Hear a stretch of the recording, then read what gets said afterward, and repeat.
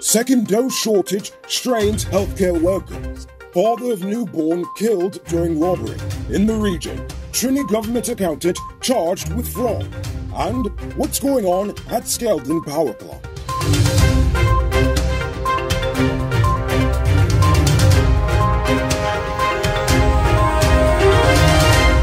I am Noriko Bulford, and welcome to tonight's edition of Uncut News. Well, it looks like Gordon Mosley has put on his journalist cap and decided to do some investigating. Good for him. According to News Source, while over 200,000 first doses of the Russian vaccine have been supplied to Guyana, less than 100,000 of the second dose shots have been delivered. And as of Thursday, the Ministry of Health has administered 170,679 first doses, while a total of 88,679 persons have received the second dose. This means over 82,000 adults are now awaiting a second dose, with the Health Ministry unsure of when they will actually arrive. This is even after overpaying a second-rate 2-bit Emirati prince as a middleman. This means that for months, people who were vaccinated as early as May are still awaiting their second dose, even as the government is trying to clamp down on people who do not wish to be vaccinated.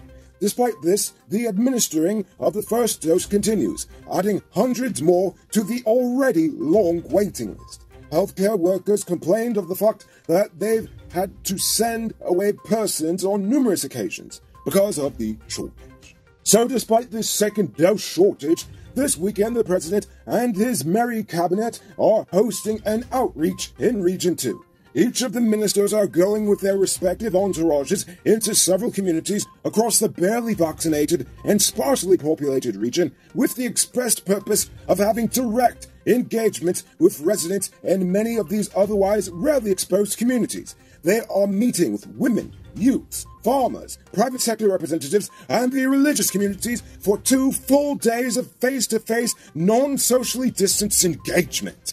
Isn't it fun? This will be the 4th round of the cabinet outreach since the PPP entered office in August 2020. Well, if it wasn't obvious by now, I genuinely believe that outreaches like this are completely irresponsible during the pandemic. Now, it is one thing for the president or even a single government official to visit one community at a time, but it's a whole nother thing to have the whole cabinet spend the whole weekend visiting a string of communities. It was bad enough when a couple of the ministers caught and spread the Rona because of the inauguration party last year. Now it sounds like they want to top it, but in Region 2. Today, Scamming Yuri was officially charged for faking a positive Rona test result.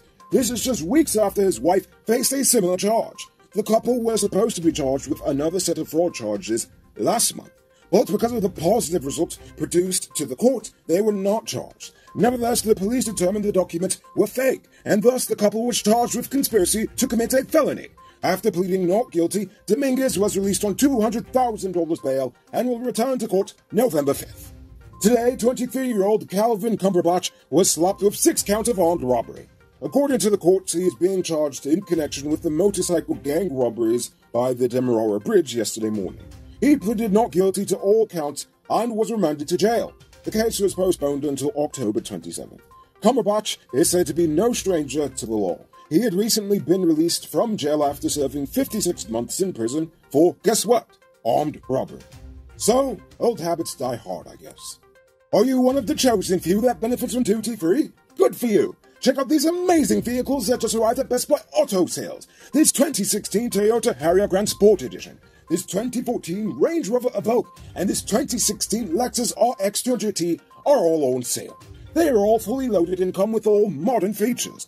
Call or WhatsApp 662-0844 for more info, or visit the showrooms at Lot 171 Peter Row Street, Queenstown, or Lot 2 Lamar Street, and tell them the Rico sent you to get in on a sweet deal.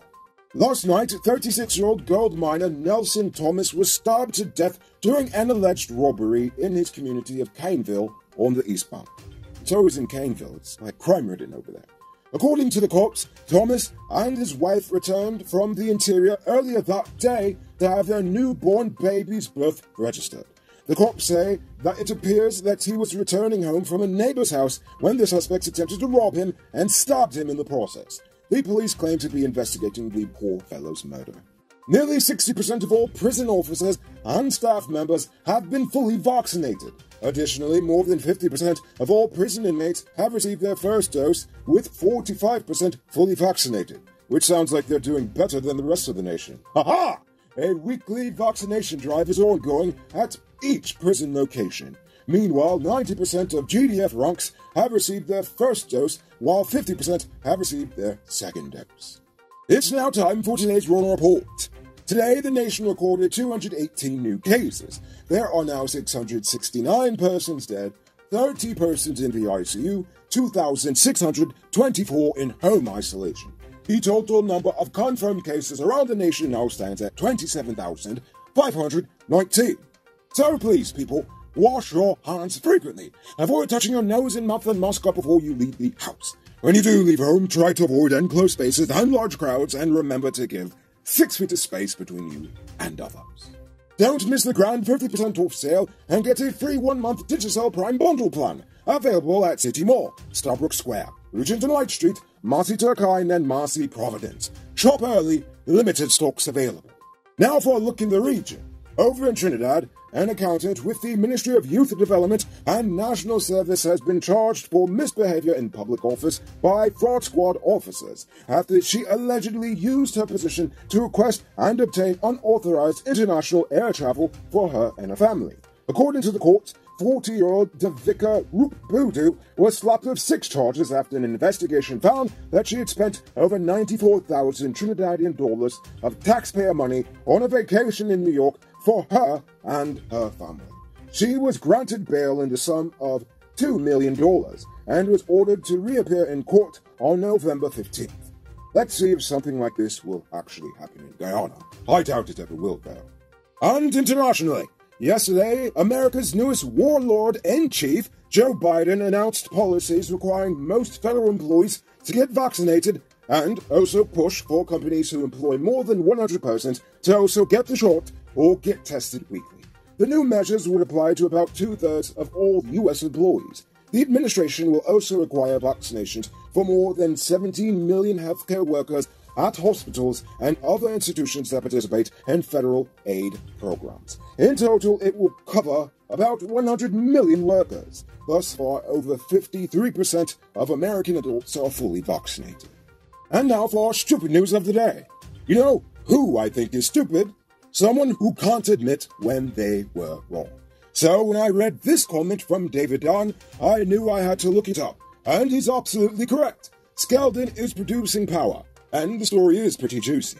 In fact, to quote Georgetown Mayor Ubrajnarayan, quote, "There's a cook-up going on here, and it doesn't have any salt." Yes, he seriously said that. I mean, look it up, it's on public record. Seeing as you all just informed me of this whole situation this morning, you'll have to forgive me if I haven't fully unraveled this scandal at Skeldon. But from what I've read so far, it has actually produced power. But it's been a pathetic amount, to say the least. While the plant has a capacity to produce over 40 megawatts of power, it only puts out a pathetic 12.5 megawatts. Barely a third of its capacity. There was a recent advancement that should bring it to 17.5, but that's a whole nother story. But anyway, the whole reason why it's so below capacity is because 30 of those 40 megawatts are supposed to be produced by bagasse, which is decaying organic matter which was to be provided by Gaisuco. But guess what? Gaisuco was never able to provide enough to fully power the plant, because even after APNU, or rather I should say even before APNU shut Skeldon down, the situation was already so bad that they actually had to supplement the biomass with firewood chippings, sawdust, and rice husk from the community. And because that still is not enough to sufficiently power the grid, they were forced to install 2 5-megawatt heavy fuel oil generators.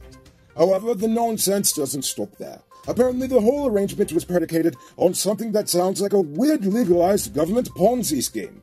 Gaisuco was supposed to sell the biofuel to Skeldon Energy Incorporated, which is actually a shell company made up by GPL and Nissel. So they produce the power and then sell it back to Gaisuco and the surrounding community. Now, here's what's the sad thing. If the system was actually working at full capacity, we would actually have more than enough electricity to power the whole of the beast and then some, meaning that blackouts around the nation would have been a thing of the past, years ago.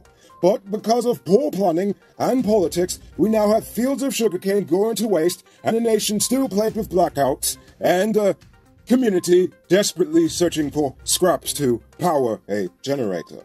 And if you ask me, that is pretty stupid.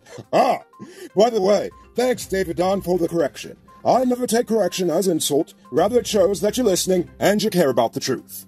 Hey, I'm interrupting this program to let you know that not all truck parts are created equal. Some does work hard without any problems for a long time, while others does make your truck broke down quick and got you running your pockets again. Get genuine high-quality parts from Powered Automotive Truck Spares and Engine Parts and extend the life of your repair. They're the authorized dealer in Guyana for Hammer USA products like brake valves, clutch discs, universal bearings, and others.